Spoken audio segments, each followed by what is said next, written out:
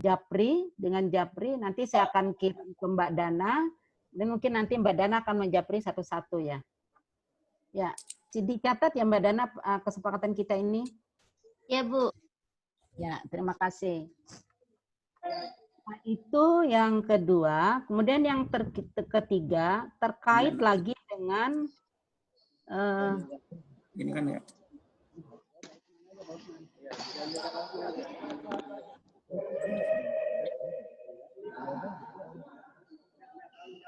Ini terkait dengan sistem perkuliahan kita, ya, sistem perkuliahan kita.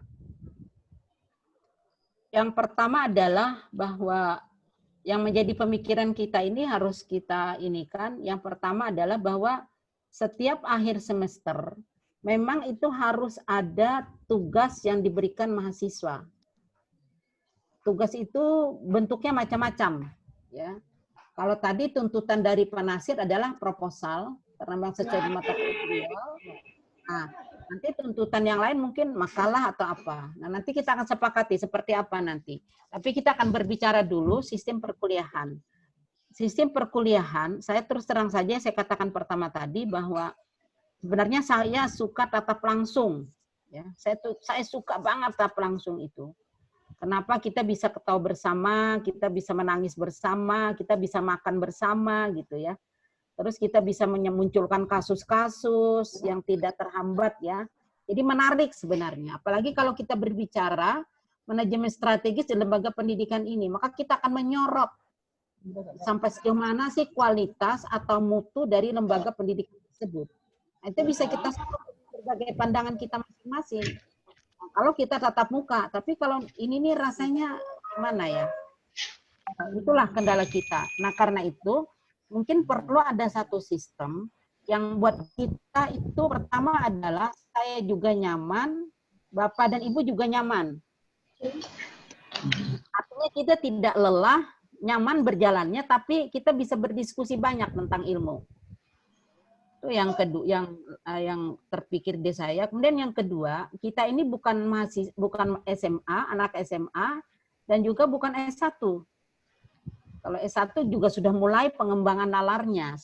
Bahkan SMA sudah mulai mengembangkan nalarnya. Nah, apalagi kita di S2 ini, tentu yang diharapkan itu adalah pengembangan dan pengayaan, ya, pengayaan nalar, daya nalar yang sudah Bapak dan Ibu miliki. Kan seperti itu.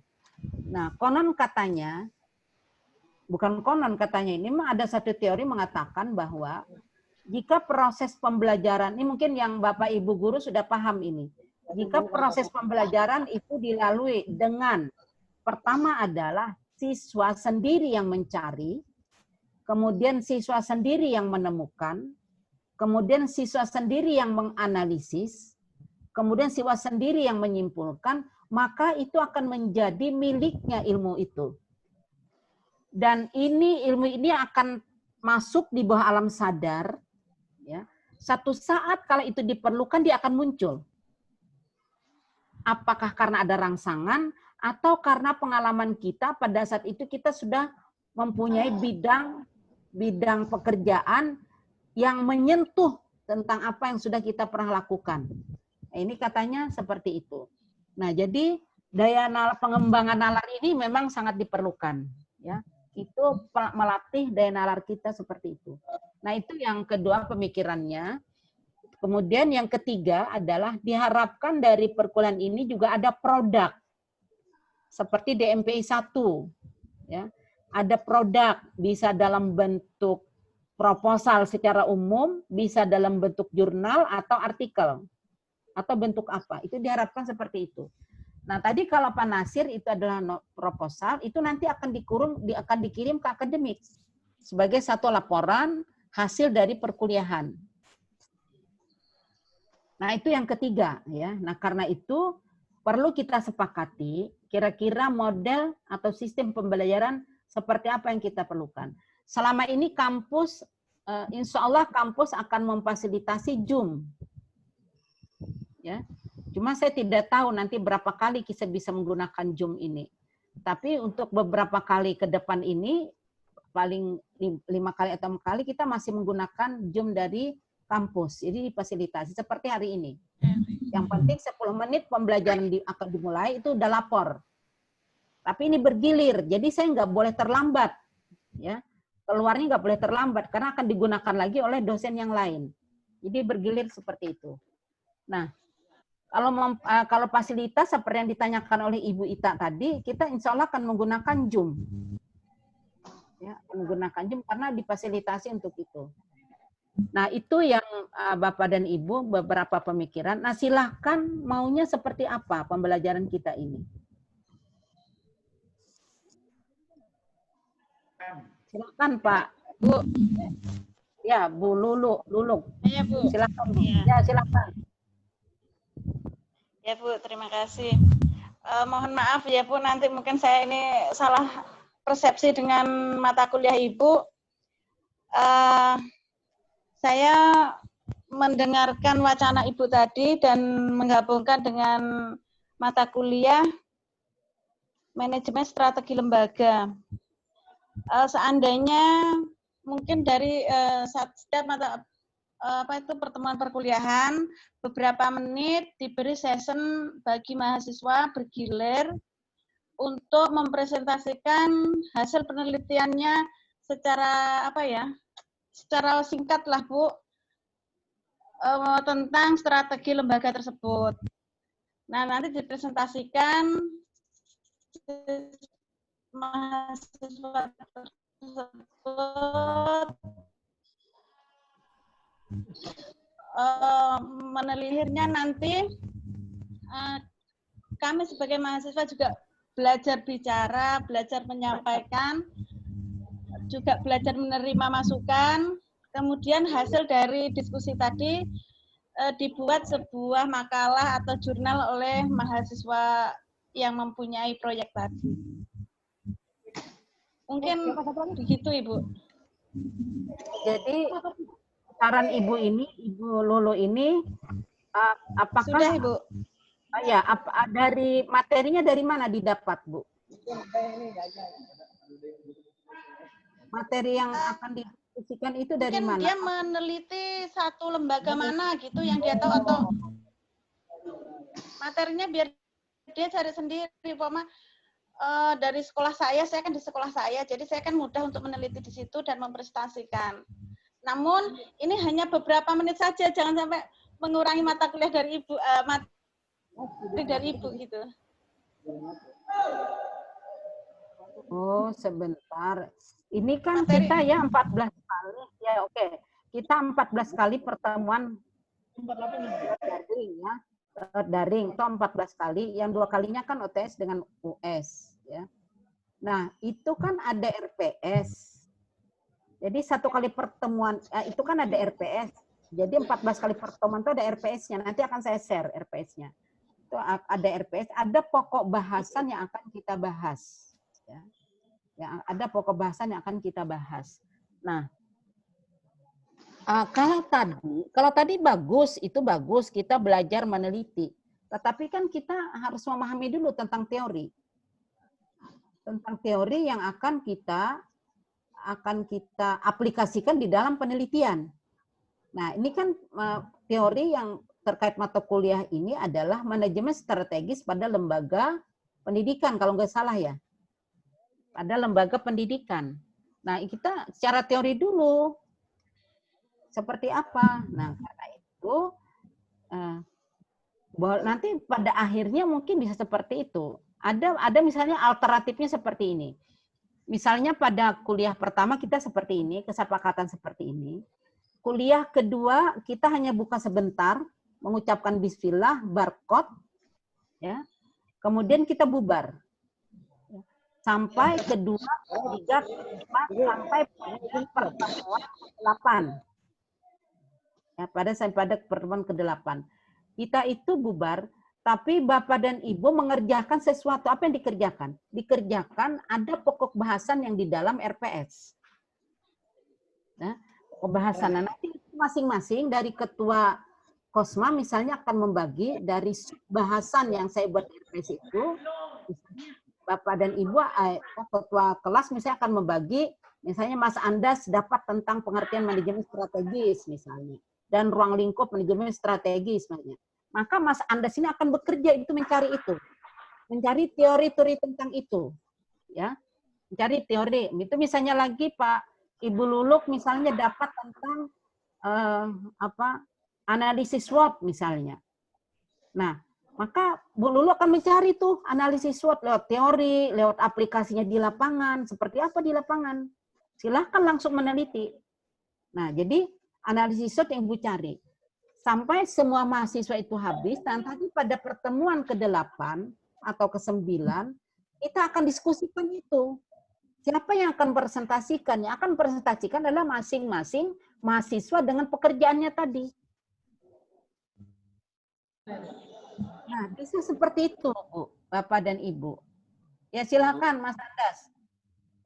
Silakan. Ya, Bismillah. Jadi, nyaris persis seperti apa yang baru Ibu sampaikan.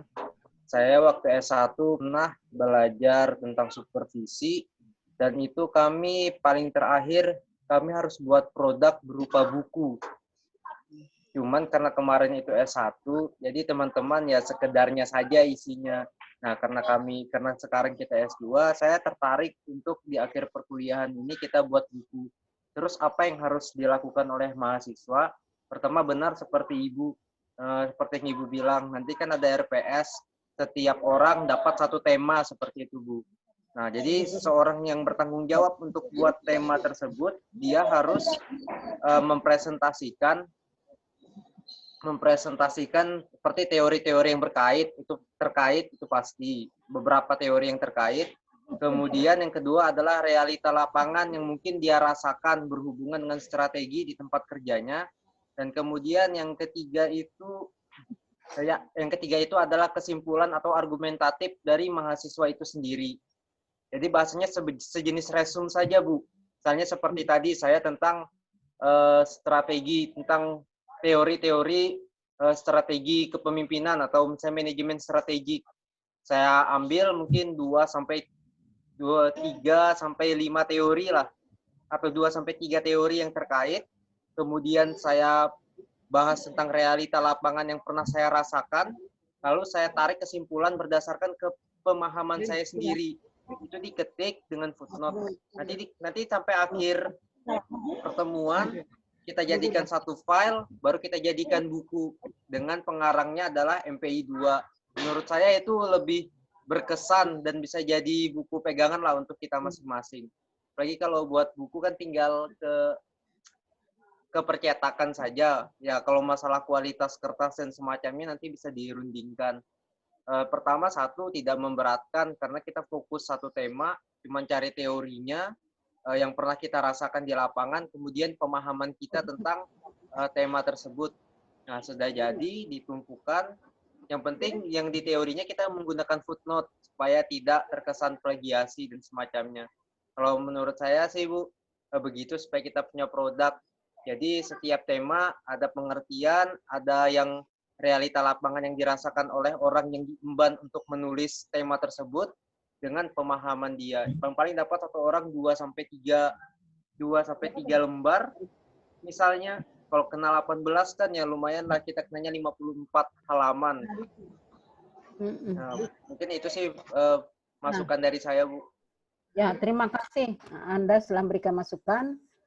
Saya memang suka ada produk ya. Jadi tidak sia-sia dan itu menjadi kenangan abadi kita dan sampai mungkin nanti ke anak cucu kita. Bahwa kita sudah kuliah dan kita menghasilkan ini.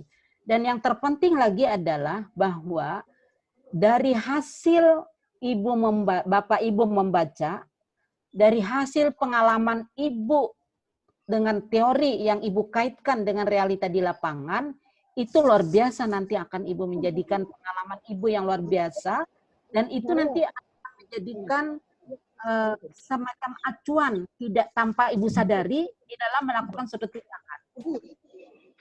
Ya. Nah, misalnya satu contoh, kita dapat tentang kepemimpinan. Apa sih pengertian kepemimpinan? Prinsip kepemimpinan misalnya, atau syarat kepemimpinan. Kita membaca itu, kita menalaah, kita yang mencari, kemudian kita yang menyimpulkan, dan kita yang mengaitkan dengan realita di lapangan, maka itu menjadi milik kita. Dan itu mudah sekali. Saya akan cerita, Pak, mungkin saya pernah cerita ini. Beberapa saya itu sekitar tahun 1990-an. Kalau tidak salah, antara 1990-an. Lama sekali kan, ada berapa tahun? Berapa tahun itu? 30 tahun kan sudah itu. Saya pernah mengikuti satu pelatihan yang judulnya adalah pendidikan kepemimpinan. Sampai 1 minggu pelatihan itu. Narasumbernya hanya 1, Pak. Tetapi dia tidak monoton, dia tidak menyampaikan materi apa-apa. Setiap kali masuk, dia hanya menyampaikan kasus, dia hanya menyerahkan tugas, kemudian nanti di akhir kita akan diskusi tentang itu. Dan sampai sekarang, Pak, ilmu yang saya dapatkan dari beliau itu melekat dalam diri saya ini. Sehingga kalau saya bercerita, saya melakukan satu tindakan yang terkait dengan itu, saya ingat, oh saya harus melakukan seperti ini. Nah, itu yang saya rasakan ya. Dan banyak lagi hal-hal yang lain. Oke, nah sekarang kita sepakati ada beberapa saran tadi dari yang muncul tadi adalah dari Bu siapa tadi yang pertama? Bu Lulu. Bu Lulu tadi yang pertama seperti itu. Kemudian yang kedua seperti itu. Nah, ini tadi Ibu Ita mungkin ada yang mau disampaikan, Bu Ita, terkait dengan sistem perkuliahan kita. Tadi yang mau disampaikan. Silahkan Bu Ita. Sama-sama pasangannya. Bisa. Oh ya. Nggak ada, Bu Ita, belum bisa masuk, Bu Ita. Oh iya. Tapi foto iya ketemu. Ada foto kan? Tidak di-mute nih. Banyak yang tidak. Palang kaset tolong di-mute dulu. Bololok tolong di-mute dulu. Supaya tidak suara tidak kedengaran. Ya, oke. Ada yang masukan lain terkait dengan sistem perkuliahan kita ini? Saya Bu Alimuddin. Silahkan Pak. Saya memperkuat aja Bu Mas Andas tadi. Saya setuju sekali itu. Karena itu sebenarnya tidak menambah beban, cuma menyelaraskan saja. Ya seperti orang sambil menyelam tangkap ikan begitu. Ya. Jadi itu lebih bermanfaat seperti itu tadi katakan. Lebih masuk nanti di otak kita sehingga tidak mudah dilupa. Ya. Jadi sejalan aja malah berkembang lagi kita punya ini dan tidak menambah beban. Malah semakin memperluas kita punya wawasan, melatih juga kita menulis. Saya setuju ya kalau ini sepakat sekali kalau bisa itu. Jadi memang usulan Mas Andas tadi yang termasuk sebenarnya Bu Lulu tadi juga seperti itu sebenarnya sarannya, cuma bahasanya yang berbeda. Ya kan Bu Ita ya, Bu Lulu ya. Bu Lulu tadi seperti itu sebenarnya, cuma bahasa yang berbeda. Jadi memang Pak nanti Bapak akan akan mencoba mengkombinkan antara teori yang Bapak Ibu dapatkan dengan kondisi di lapangan seperti apa. Nah, nanti dari menghubungkan ini akan terlihat satu temuan ya. Temuannya itu apa? Temuannya itu mungkin positif, mungkin negatif. Temuan yang positif apa? Oh, ternyata sekolah ini melakukan proses pembelajaran manajemennya sesuai dengan teori. Nah, itu positif kan? Tapi kalau negatif akan muncul seperti itu. Maka nanti kalau setelah negatif akan muncul seperti itu, lalu Bapak, Ibu mungkin ada pemikiran, sebaiknya sekolah ini melakukan ini. Nah, itu kan menarik memang. Oke, apakah ini yang kita sepakati?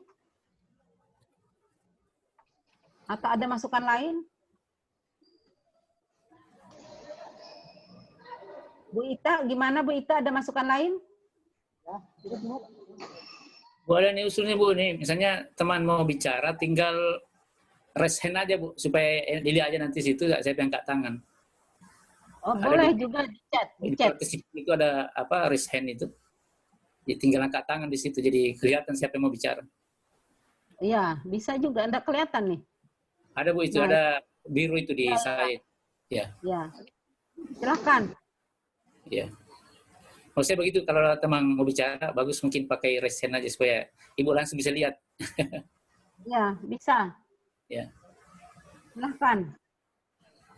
Yaitu ada Mas Andas, Bu. Oh, Anda bicara lagi, silahkan Mas Andas. Tangan dia, angkat tangan ini. Reaction lagi. Contoh. Contoh. Udah kelihatan. Udah kelihatan. Di partisipan, Bu, partisipan. Kelihatan, Pak. Kan di reaction nih. Kalau di partisipan kan saya harus ngetik dulu, harus klik dulu, ini udah kelihatan. Ada, Bu, di bawah itu ada raise hand itu, Bu. Nah, ini kan Pak. Ini nih, ya ini muncul saya, Bu. Di mana? Raise hand di partisipan.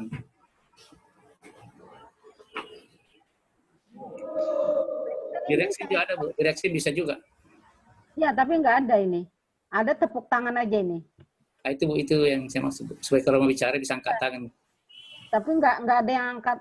Bapak tadi coba kelihatan di layar saya. Resenya nggak kelihatan di tangan. Ini di mata saya nggak lihat. Nggak muncul. Di layar saya nggak muncul. Nah, itu Anda Di layar saya muncul lah, Bu. Nggak muncul. Ibu pakai apa, Bu? Pakai laptop tuh? Pakai laptop. sebelah kanan. Sebelah kanan ada, Bu. Ya ini Pak, nih. Reaction nih. Kalau diklik partisipan, Bu, kelihatan tandanya. Kalau di partisipan kan berarti harus ngerek lagi. Enggak, Bu. Klik yang di bawahnya aja, Bu. Klik di bawah nanti muncul di sampingnya partisipan. Coba Andas dicoba. Coba siapa yang coba? Saya klik partisipan. Ya, Bu. Ini saya udah raise hand, Bu. Udah kelihatan. Ada gambar tangan dia. Udah kelihatan. Ini malah kalau kubuka kelihatan baru. Oh. Tuh, saya coba juga tuh, Bu. Nggak kelihatan di layar saya.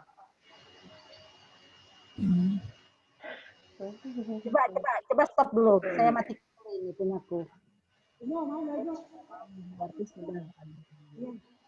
Oh ini ada muncul ini. Ya, Oke. ini. Sudah ada muncul. Silakan dicoba.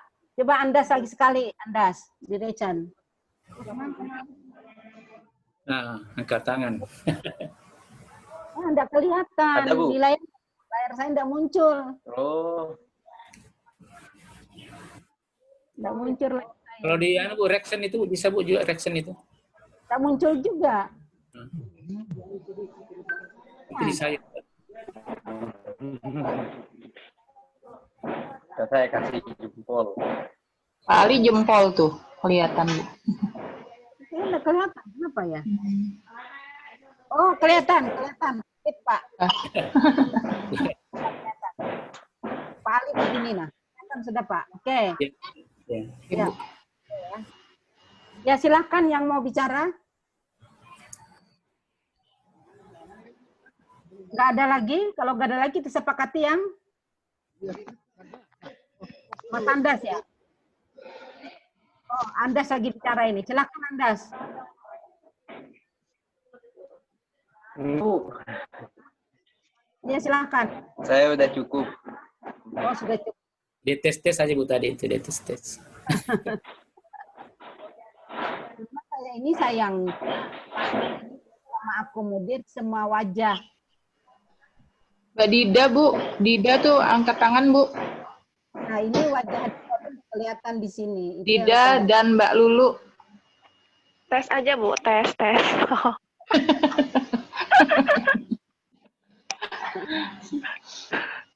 Ini kalau yang bicara baru kelihatan. Ini siapa nih, Dida? Pakai galerinya aja, Bu. Kalau mau kelihatan, Bu, pakai galeri aja, Bu. Oh. Nggak Bu kelihatan. Dida, Bu. Dida mau bicara. Dia sambil jualan baju, Bu.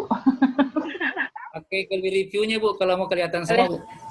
Kalian jualan daster, Dida. Sudut kanan itu, Bu. Ini kan Excel. Ada stiker review, Bu, ada juga galeri review di situ. Oh, ini nih. Ya, kalau mau kelihatan semua pakai itu. Sudah kelihatan, Pak? Galerinya, Bu, galerinya. Ya. Sudah, Pak. Sudah kelihatan. Ya. Silakan, Pak Anu ada masukan. Ayo, kalau enggak kita sepakati ini dan kita akan tutup, kita akan diskusi di ketekan mata kuliah. Mungkin Bu ada usulan Bu mungkin ada buku Bu yang bisa jadi kami rujukan untuk mata kuliah ini supaya nanti kita Banyak, masuk Pak. kuliah. Ya. Bukunya ada di kantor. Oh iya Bu. Tapi ada nanti di kalau nggak salah saya tulis juga di RPS. Oh iya Bu, iya Bu. Ada Siap di Bu. RPS. Oke, jadi kita sepakat seperti itu. Nanti setelah ini saya akan share mata kuliahnya ke Bapak Ibu. Insya Allah kalau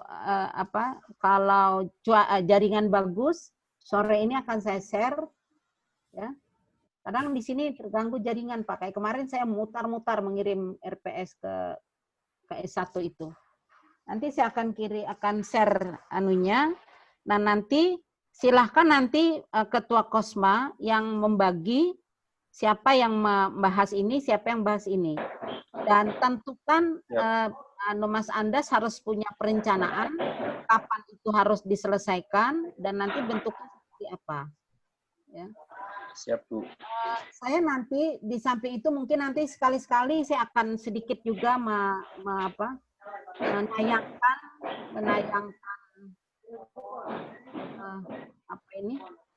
PowerPoint saya untuk atau nanti pertemuan kedua nanti kita akan tambahkan. Oke, seperti itu. Yang jelas Bapak dan Ibu sekarang baca-baca aja di internet banyak sekali berkaitan dengan manajemen strategi. Nah tapi ya, nanti titik tolak kita adalah ini di akhir daripada seluruh materi yang kita pelajari, karena di dalam tolong di suaranya gaduh ya. Nah, nanti di akhir perkuliahan teori yang kita dapatkan Bapak Ibu bahas, titik tolak kita adalah pertama adalah bagaimana manajemen strategis itu di lembaga pendidikan. Karena yang selama ini yang dipahami adalah bahwa manajemen strategis itu adanya di perusahaan, adanya di bank-bank, adanya perusahaan. Tapi orang melupakan bahwa manajemen strategis itu ada di lembaga pendidikan. Bahkan dalam diri kita pun akan menggunakan sesungguhnya yang paling bagus itu adalah menggunakan manajemen strategis. Salah satu kelemahan daripada lembaga pendidikan kita yang kalau saya pahami, karena saya cukup lama berkecimpung baik di madrasah maupun di sekolah-sekolah umum dari observasi yang kami lakukan, itu salah satu kelemahannya adalah belum memilikinya rencana strategis pada lembaga itu. Nah, kalau kita berbicara tentang manajemen strategis, berarti itu berbicara tentang jangka pendek, jangka menengah, dan jangka panjang. Dan perencanaan yang dibuat itu bukan perencanaan sekedar angan-angan. Atau perencanaan yang strategis yang dibuat itu bukan hanya sekedar keinginan belaka. Atau rencana strategis yang kita buat di dalam Renstra itu hanya sekedar copy paste saja. Dari tahun ke tahun itu yang kita lakukan. Dari tahun ke tahun kita merencanakan itu tanpa ada evaluasi, tanpa ada analisis. Nah, di dalam manajemen strategis yang diharapkan itu adalah berfungsinya analisis kita dan evaluasi, itu yang diharapkan. Jadi di dalam membuat sebuah perencanaan itu berangkat dari sebuah analisa. Apa analisa itu? Yang dianalisa adalah faktor internal dan faktor eksternal. Dan analisa kita lebih jauh lagi adalah jika perencanaan ini, jika kita membawa lembaga ini, lembaga pendidikan ini 5 tahun ke depan, apa yang terjadi? Nah, itu yang disebut nanti, itu adalah sebuah perencanaan yang strategis. Jadi di dalam manajemen strategis, itu akan dirumuskan dalam sebuah perencanaan jangka pendek, perencanaan jangka panjang, perencanaan jangka menengah, dan perencanaan jangka panjang. Kemudian dari perencanaan itu, berdasarkan apa perencanaan itu dibuat? Adalah berdasarkan tujuan yang akan kita capai selama 5 tahun. Kemudian berdasarkan apa lagi? Adalah berdasarkan analisa kita. Analisa siapa yang kita pakai? Analisa internal kita, lembaga kita, dan analisa lingkungan yang akan kita hadapi 5 tahun ke depan. Ada persaingan apa di situ? Ada rival apa yang harus kita hadapi nanti di situ? Ada tantangan apa yang harus kita hadapi nanti menuju 5 tahun itu? Kemudian kita melihat lagi kondisi kita di dalam. Bagaimana guru-guru kita? Bagaimana kemampuan tata usaha kita? Bagaimana sarana yang kita miliki? Mampukah kondisi internal kita ini untuk kita bawa berlari 5 tahun ke depan?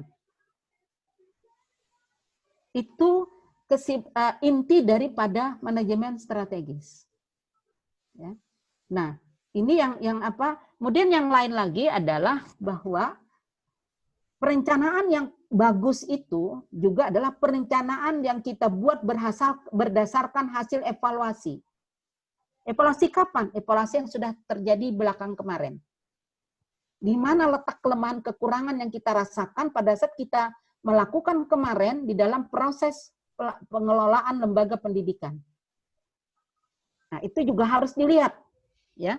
Nah, itu yang disebut. Nah, selama ini mungkin Bapak dan Ibu juga bisa menganalisa itu. Bahwa selama ini lembaga-lembaga pendidikan belum menggunakan itu. Walaupun mungkin ada sebagian kecil, tapi rata-rata mereka membuat perencanaan yang disebut dengan apa itu? RAP atau apa? Rata-rata membuat. Tapi ternyata itu hanya sebuah dokumen yang nggak ada artinya. Yang seyoknya adalah bahwa perencanaan yang strategis itu adalah perencanaan yang seperti Al-Quran, Pak. Mohon maaf, saya tidak mau menyamakan ya. Ini kalau Al-Quran itu kan kita baca, kita lihat, kita pelajari, kita pahami maknanya apa, arahnya kemana, kan begitu ya kalau kita mempelajari Al-Quran. Nah, perencanaan juga begitu. Kita harus buka tiap hari. Tiap hari, tiap saat. Ini apa lagi perencanaan yang harus saya lakukan? Bagaimana saya harus melakukan ini? Terus dibuka. Aku benar-benar harus dijadikan sebuah acuan. Bukan hanya sebuah perencanaan, sebuah dokumentasi yang rapi, yang terletak di atas meja. Nah, itu yang lain. Yang lain lagi adalah perencanaan manajemen strategis juga berbasis pada visi dan misi. Jadi visi dan misi itu bukan hanya sekedar hayalan kepala sekolah atau pimpinan.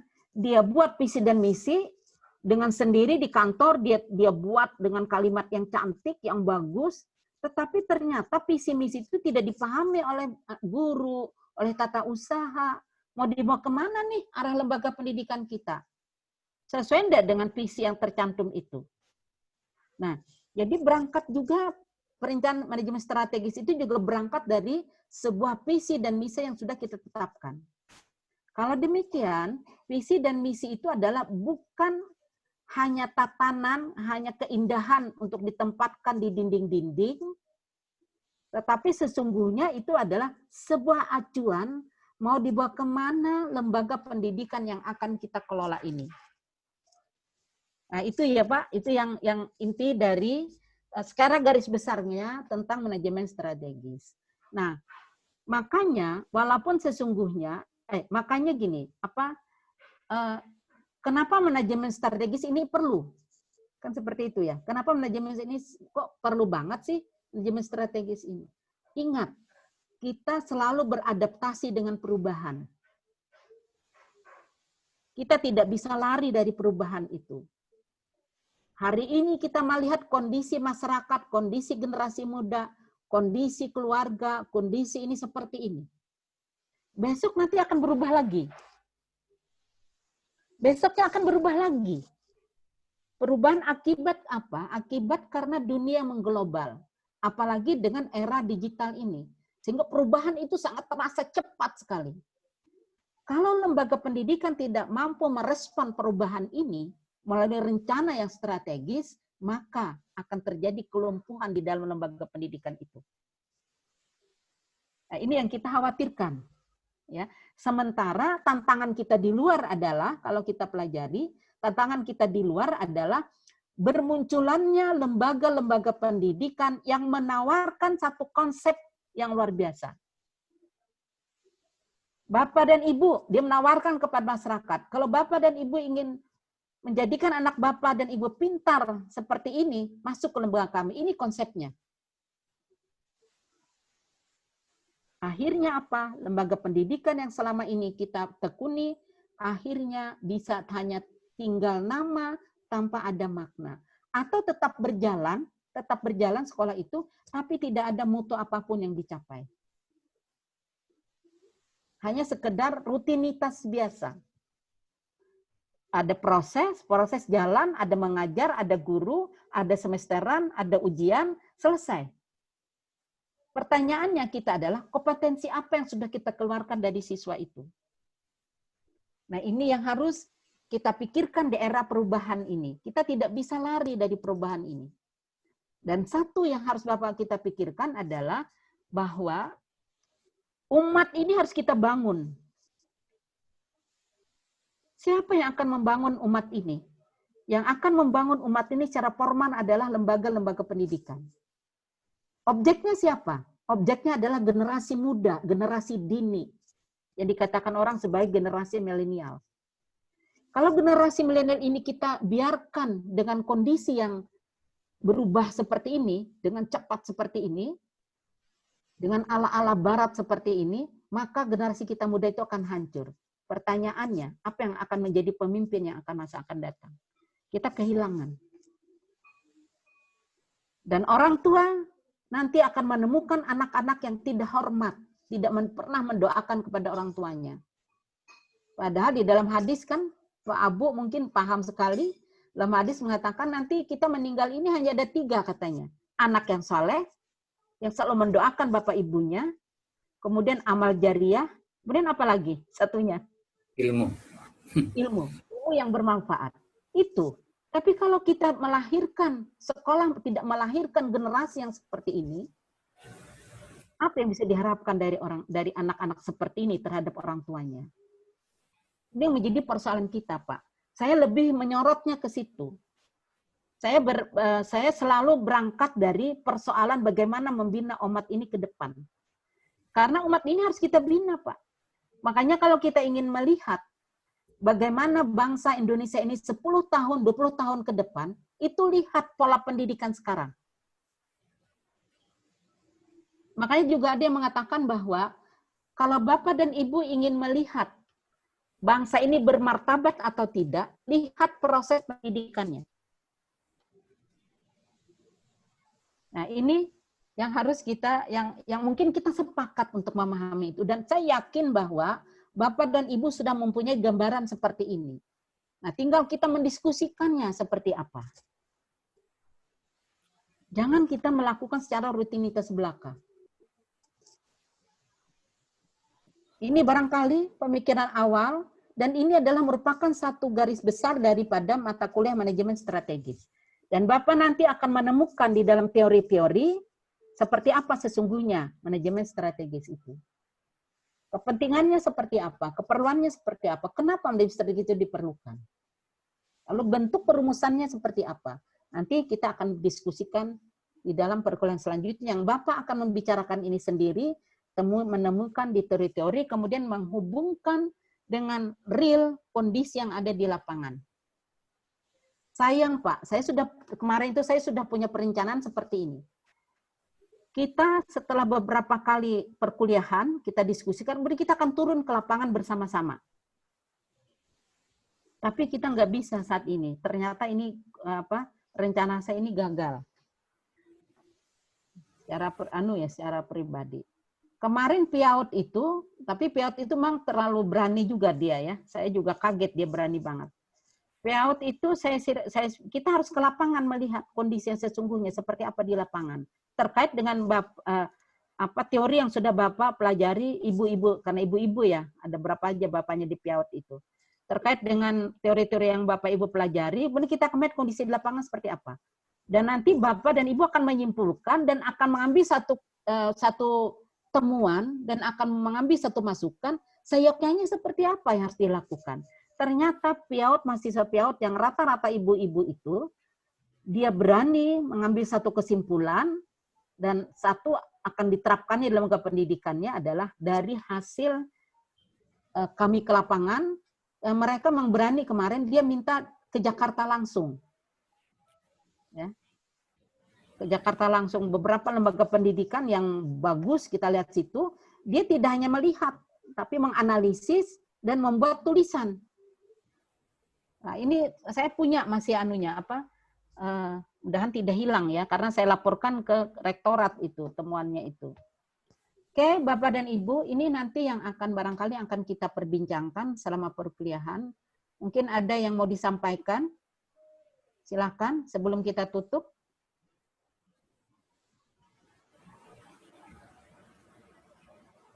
Bisa digunakan tadi resennya?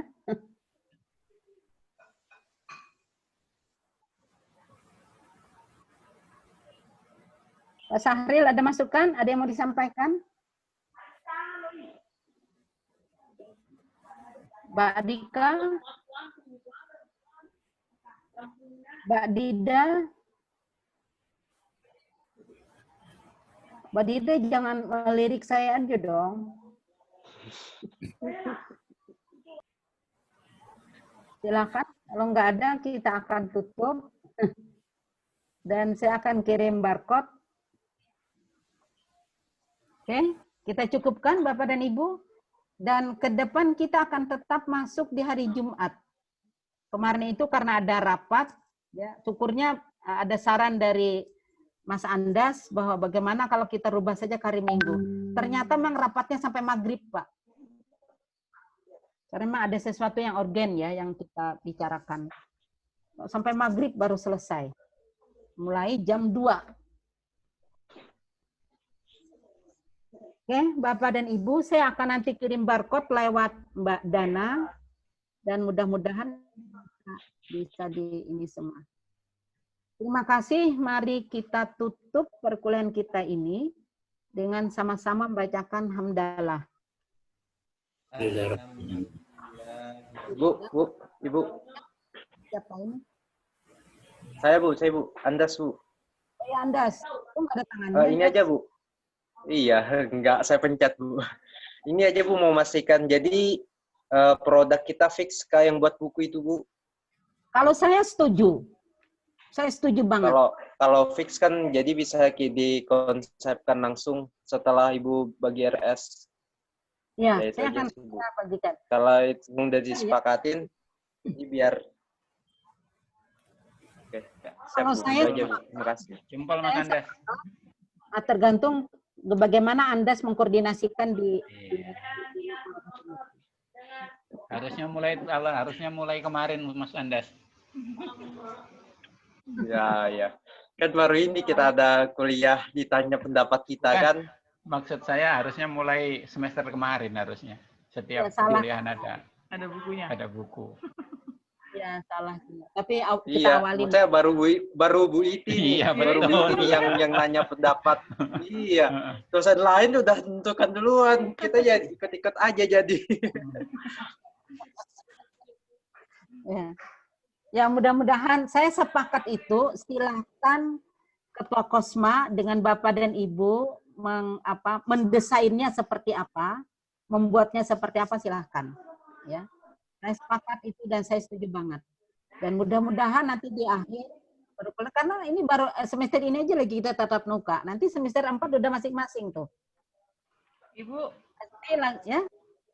Bu, bisa nanti minta tolong alamat Bu ya? Alamat saya kah? Nggih. Alamat rumah. Konsultasi. Iya Bu. Oh ya, boleh nanti saya kirim. Bentar. Nggih. Dan saya ingatkan bagi yang belum seleksi judul. Alamat saya enggak ya Bu Emma.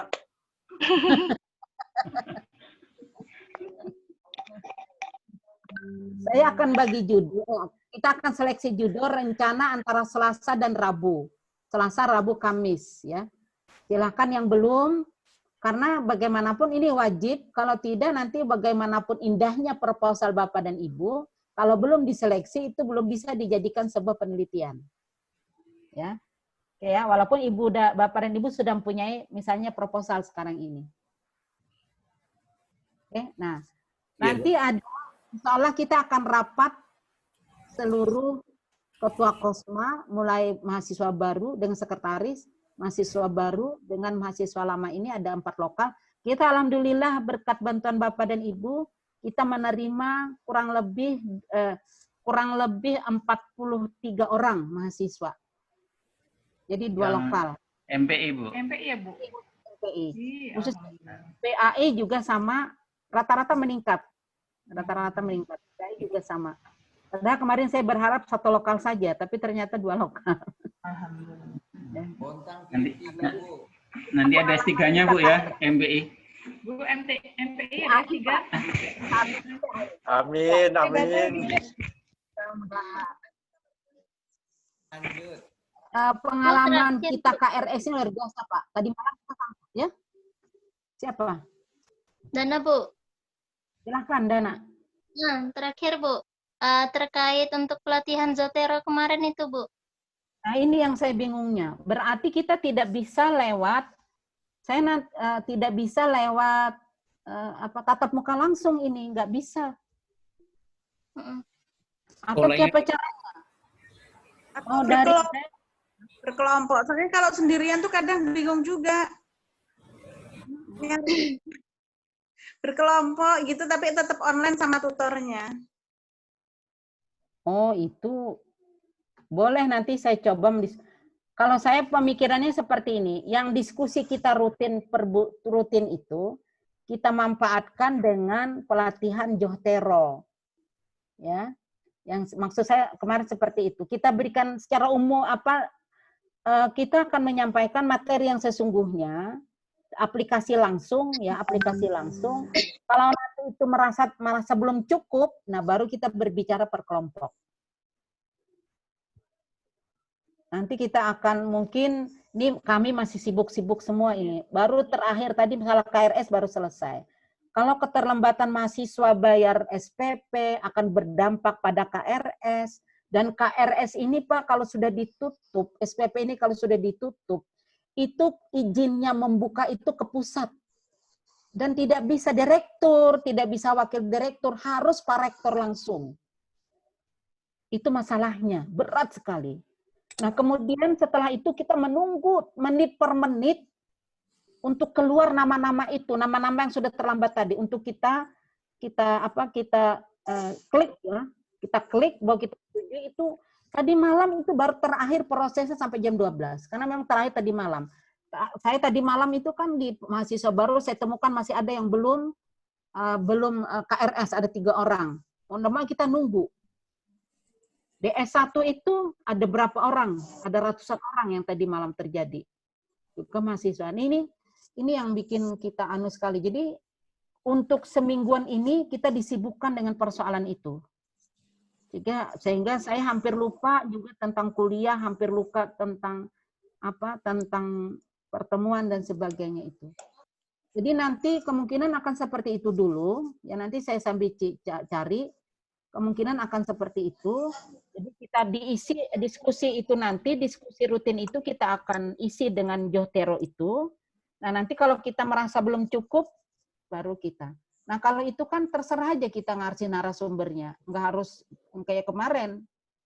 Ya, enggak, ya paling untuk lelah dia aja lah, berapa gitu. Nanti seperti itu. Oke Bapak dan Ibu, terima kasih sekali lagi. Sekali lagi terakhir saya akan sampaikan RPS nanti, saya akan lihat dulu ini. Nah kemudian nanti saya akan kirim ke semua di grup ya. Bukan ke grup ya, ke anu aja nanti, ke Anda atau ke Mbak Dana aja. Karena grup kita itu jadi satu dengan MPE. Terima kasih Bapak dan Ibu, mohon maaf ada hal-hal yang tidak berkenan. Semoga apa yang kita perbincangkan hari ini bernilai ibadah dan ada manfaat untuk diri kita. Assalamualaikum warahmatullahi wabarakatuh. Waalaikumsalam warahmatullahi wabarakatuh. Terima kasih, Bu. Terima kasih, Bu. Pak siapa tadi? Bu Emma ya, Ibu Emma tadi, saya belum punya nomor teleponnya, Bu. Nomor telepon Ibu enggak? Nanti di SMS aja. Ya. Iya, Bu. Terima kasih, Bu.